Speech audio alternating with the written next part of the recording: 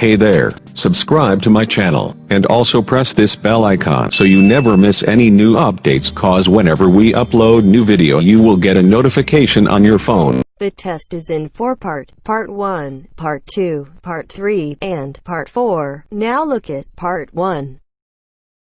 Part 1. Susan came to Barclays Bank and talks to a bank clerk.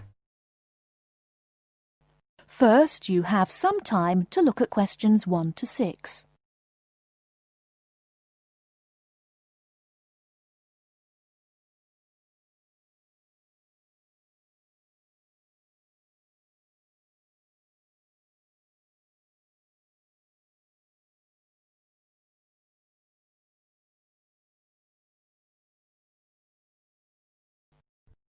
Listen carefully and answer questions 1 to 6.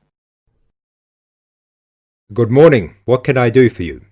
Good morning. I'd like to open a bank account. What kind of account do you want? I'm not quite sure. I'll be a college student. I simply require a safe place to keep my money and easy access to it. Can you recommend an account for me?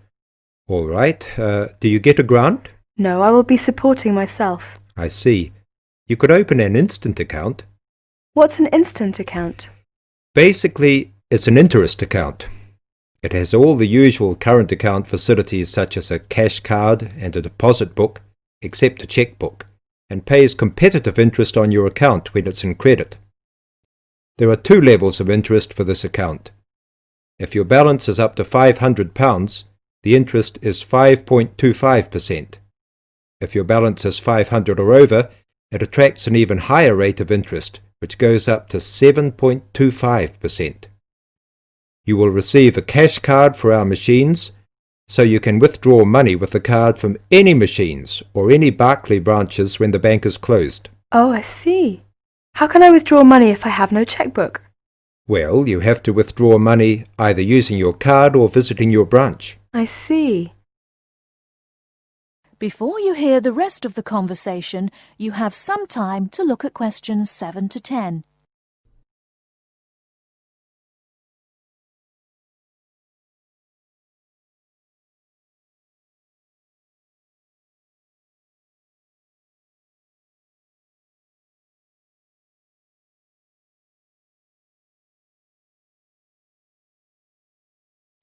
Now listen and answer questions 7 to 10.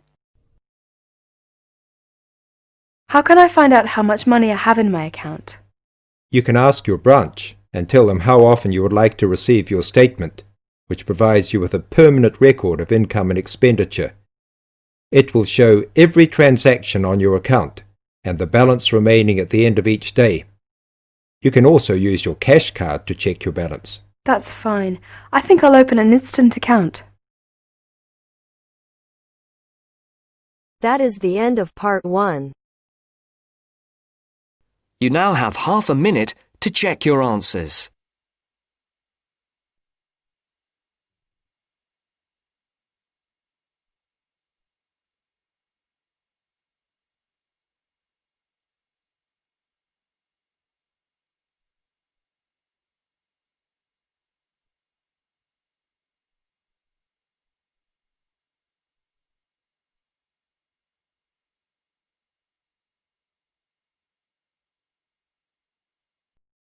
Now turns to Part 2. Part 2. You are going to hear a talk about the Women's Conference. First, look at questions 11 to 14.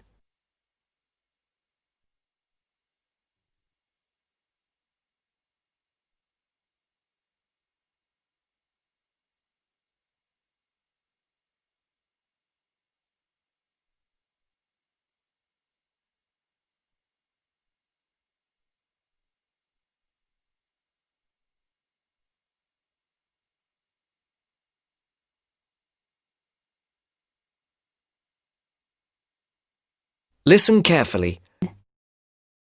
There will be 2 meetings held in Beijing, and they will overlap. 1. The NGO, Non-Governmental Organization Forum on Women, will be held in Beijing from August the 30th to September the 8th, 1995.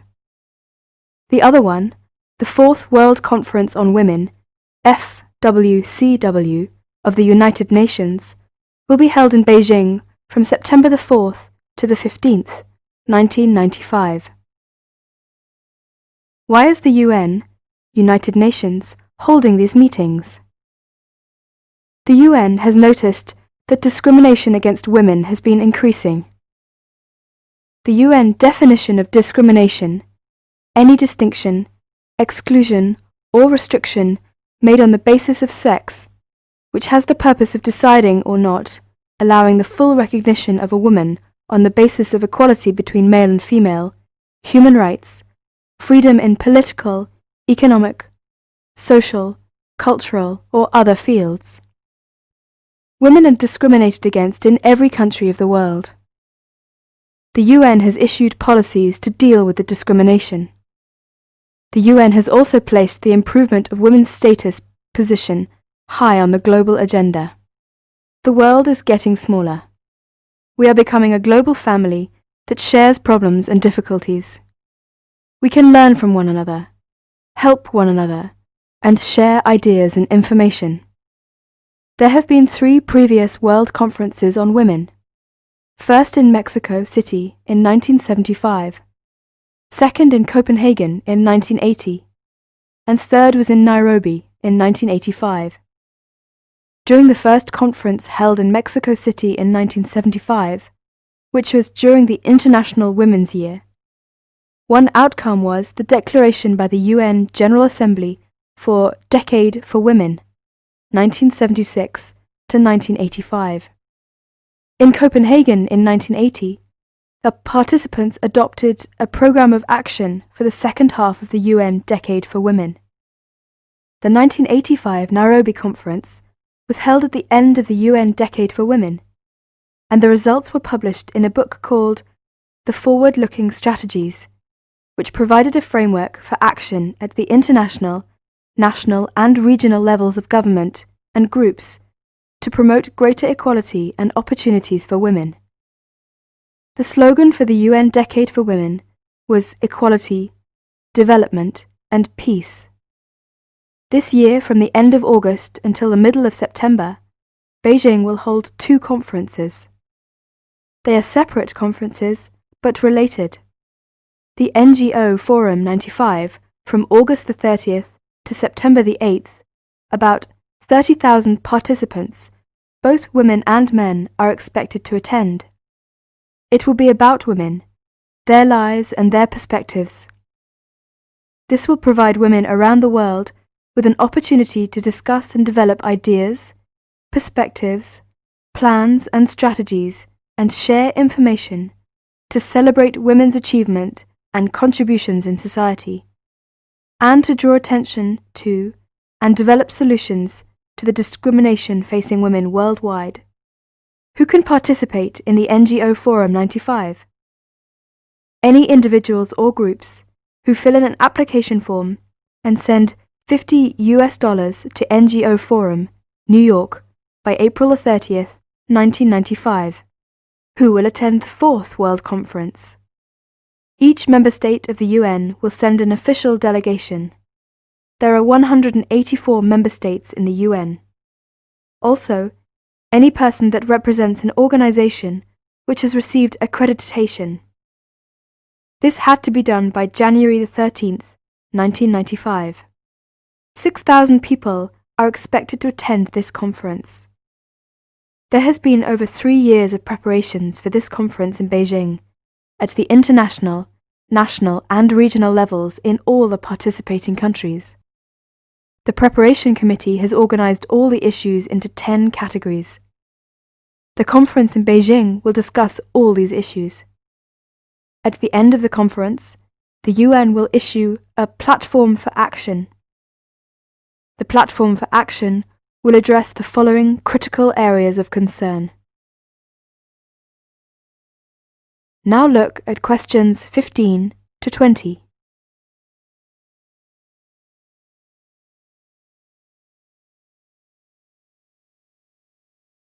Listen to the following directions and answer questions 15 to 20. Ladies and gentlemen, you are all welcome to this afternoon's tour of the campus. I'll be your guide for the duration. Before we start, could I please ask you to look at your campus map? That's the one you just got when you came in. Because the university buildings are not quite spread out, the tour will be on foot. Now, let's start where we are, the main building. As you come out of the main building, you will see two other big buildings opposite you. One is the campus branch of the Midland Bank on your left. The other one is the post office.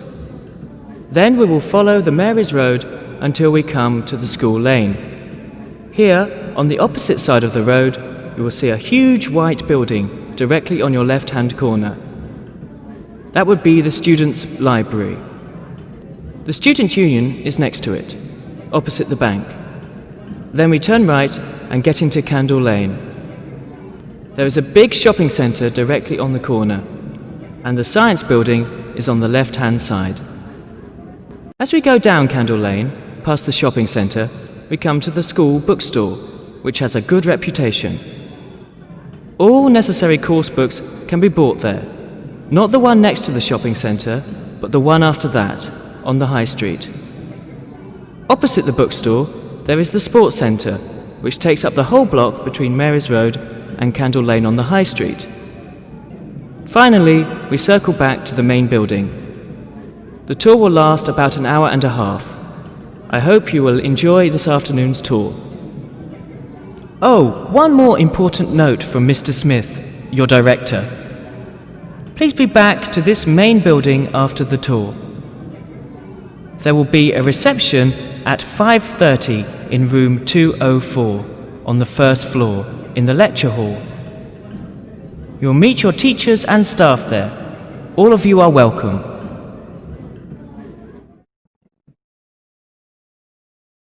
That is the end of part 2. You now have half a minute to check your answers.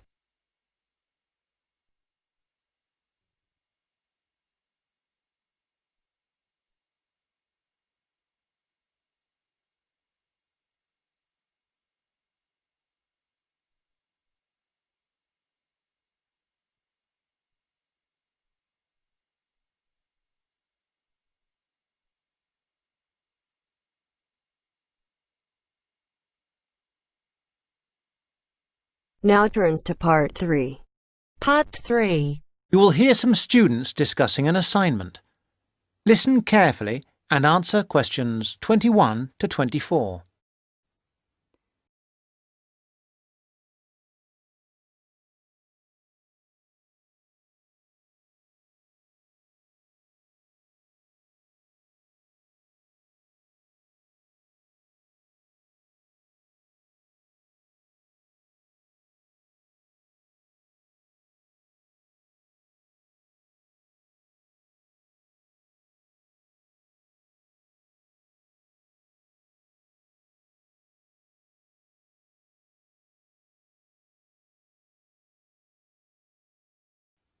Well, Fiona, we certainly have a lot of work to do this weekend. I wish now I hadn't spent so much time on my other assignment. Don't say that. You did really well. 80%. Yes, but this is different. It's not hard, really. It's just all a bit of a rush. We had loads of time to get the other one right, but this one is all a bit pressured. That's what makes me anxious, despite the preparation we've done. You shouldn't worry. What could go wrong? Look, let's look through what we can do to make sure it's okay. Well, the main difficulty that's bothering me is about defining the terms of reference. It's supposed to be about approaches to social welfare, right? Yes, but we're not expected to give a survey of what that means. That's not the point. We're supposed to be comparing the way welfare is approached in collectivist societies and what you might call capitalist societies. So we can concentrate on just that contrast. Yes. The other thing that bothers me is that I'm not really committed to either view. Well, I have strong opinions of my own, but that's not supposed to colour my judgment. How do you mean? Well, what you write for this is supposed to be unbiased. It specifically says that you shouldn't give a personal view. But Professor Green has a personal view. Yes, but that doesn't mean that we have to agree with him. And I don't think we'll do any better if we do. And how long does it have to be? The maximum is 4,000 words. What? But that's the maximum. We'll probably end up with about 3, but at least 2,000 is the minimum. Shouldn't be a problem. OK.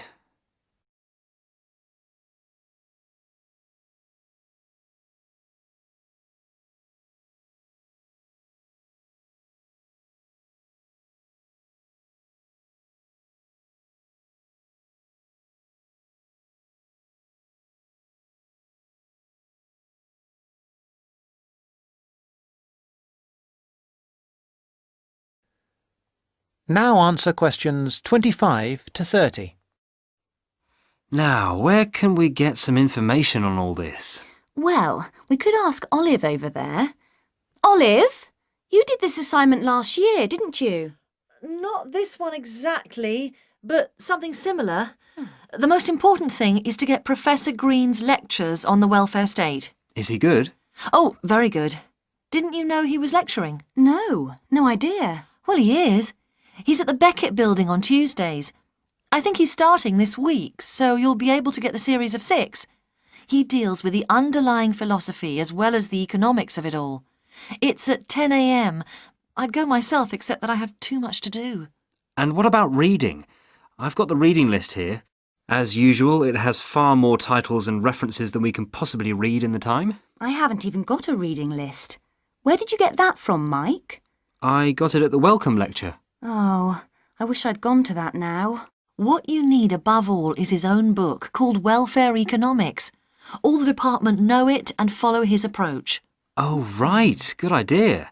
Perhaps we don't need to go to the lecture if we have his book. No, I really do advise you to go to his lectures as well. Well, what was the full title of his book? If I remember rightly, it's called simply Welfare Economics by Mike Green. I've got it. Welfare Economics, Glenfield University Press, 2006. Great. Let me just write that down. Anything else you recommend? There's Edward Jones's book, Growing Old in Britain.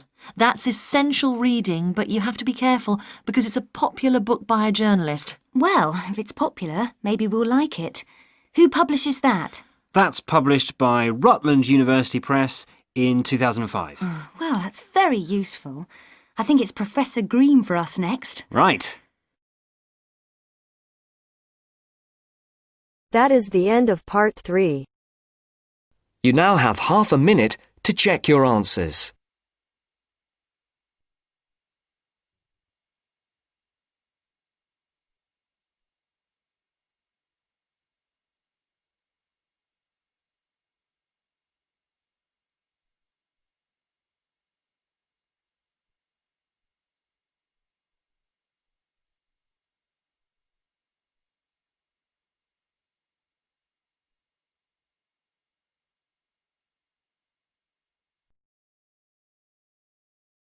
Now turns to part 4. Part 4. You will hear a talk given by Dr. Miranda James. First, you have some time to look at questions 31 to 40.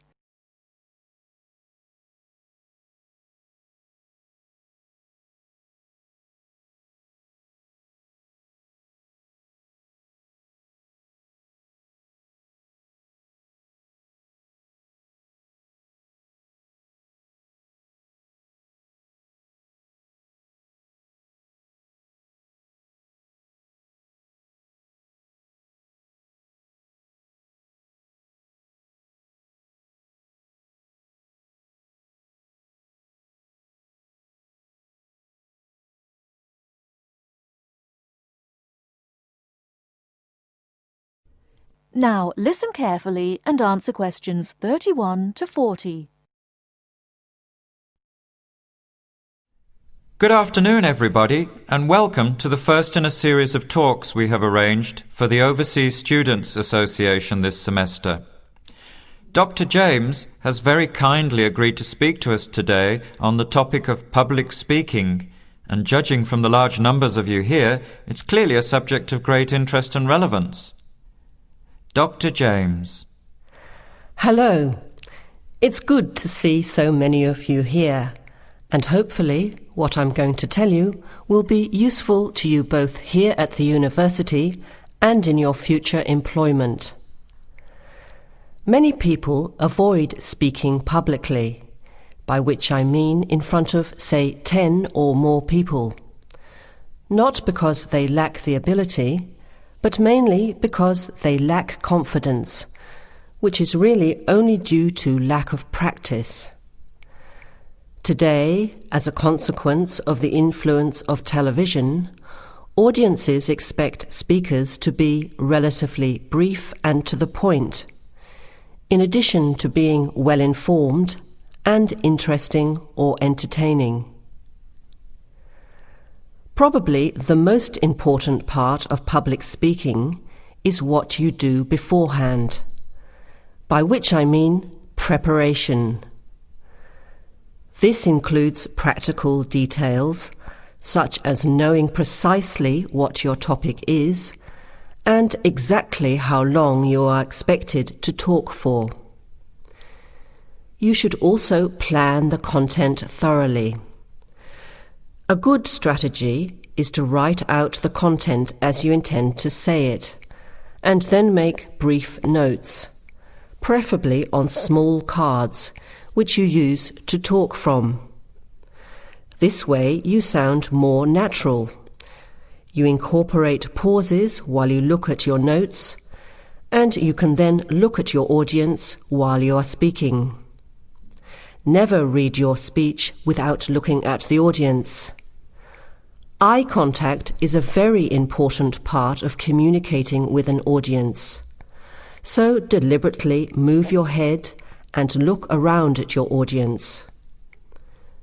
Pauses are important, as most people, when they are nervous, tend to rush through their speech. Practice speaking slowly. This gives you more time to pronounce your words correctly.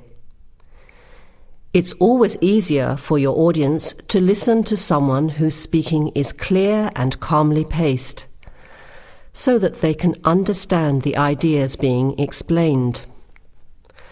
And the bigger the group, the more slowly you should speak. Remember to project your voice, speaking clearly to the person furthest away from you.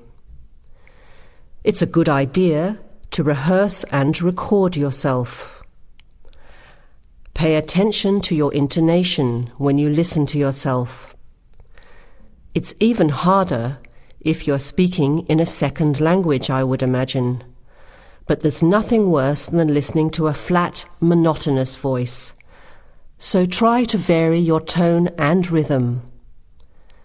This will add meaning to your words. Lastly, pay attention to both your posture and your gestures.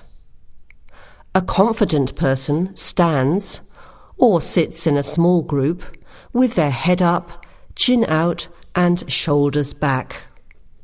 Try to avoid scratching or fiddling with your hair or beard, or pens, jewellery, and so on. These movements can distract and irritate your audience. Yet you may be unaware of them yourself. Another reason for rehearsing, preferably with feedback from a friend, or better still, on video. I hope these few tips will make your experience of speaking in public a little easier. Remember, practice makes perfect. That is the end of part 4. You now have half a minute to check your answers.